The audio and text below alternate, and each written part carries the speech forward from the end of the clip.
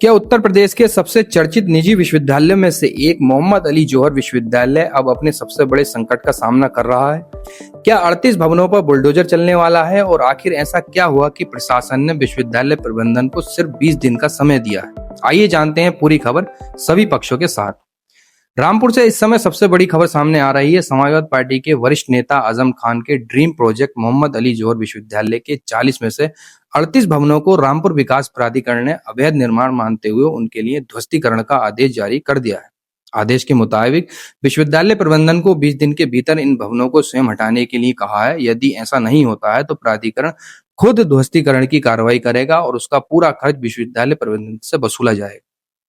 रामपुर विकास प्राधिकरण के उपाध्यक्ष और जिला अधिकारी अजय कुमार द्विवेदी के अनुसार जांच में सामने आया है कि विश्वविद्यालय परिसर में बने 40 भवनों में से केवल 2 भवन मेडिकल भवन और अकादमिक ब्लॉक के मानचित्र विधिवत स्वीकृत कराए गए थे, जबकि शेष 38 भवनों के लिए किसी समक्ष प्राधिकारी से निर्माण अनुमति का या मानचित्र स्वीकृति का रिकॉर्ड उपलब्ध नहीं मिला है। इसी आधार पर उत्तर प्रदेश नगर नियोजन एवं विकास अधिनियम 1973 की धारा 27(1) के तहत इन्हें अवैध निर्माण मानते हुए ध्वस्तीकरण का आदेश पारित किया गया। जौहर विश्वविद्यालय का भवन का निर्माण ग्राम सिंगनखेड़ा में हुआ है, जो आरडीए के क्षेत्र के अंतर्गत आता है।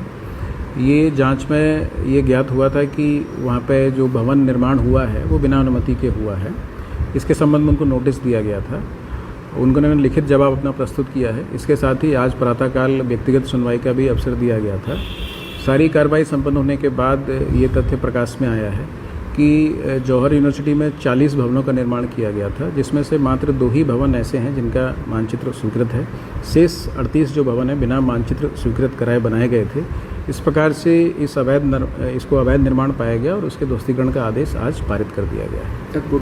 सुनवाई के दौरान विश्वविद्यालय प्रशासन ने अपना पक्ष रखते हुए कहा कि जिस समय अधिकांश भवनों का निर्माण हुआ उस समय सिंगनखेड़ा गांव रामपुर विकास प्राधिकरण की सीमा में शामिल नहीं था, इसीलिए आरडीए से नक्शा पास कराने की आवश्यकता नहीं थी।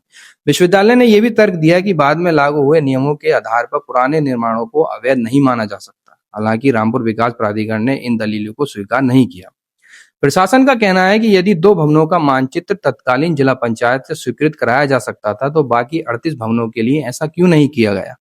प्राधिकरण का मानना है कि इससे यह स्पष्ट होता है कि विश्वविद्यालय प्रबंधन को नियमों की जानकारी थी, लेकिन इसके बावजूद अधिकांश निर्माण बिना स्वीकृति के कराए गए।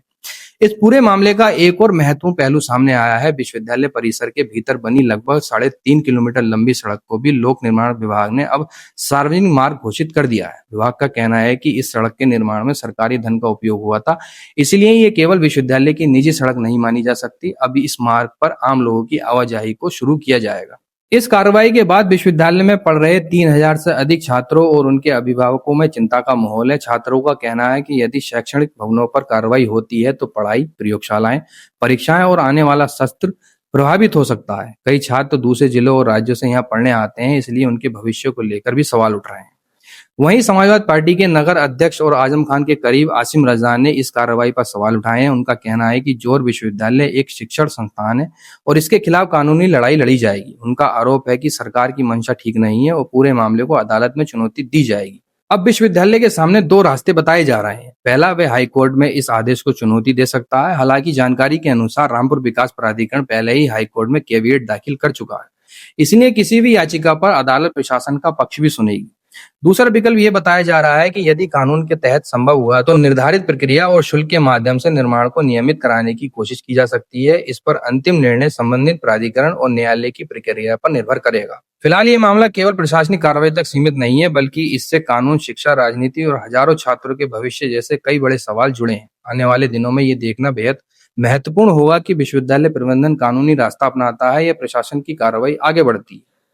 आप इस पूरे मामले को किस नजरिए से देखते हैं? क्या ये कानून के अनुसार की जा रही कार्रवाई है या फिर इसके पीछे राजनीतिक विवाद भी जुड़ा है? अपनी राय हमें कमेंट्स करके जरूर बताएं और ऐसे ही निष्पक्ष और तथ्य आधारित खबरों के लिए हमारे चैनल को सब्सक्राइब करें, वीडियो को लाइक करें और अपने दोस्तों के साथ शेयर करना ना भूलें। धन्यवाद।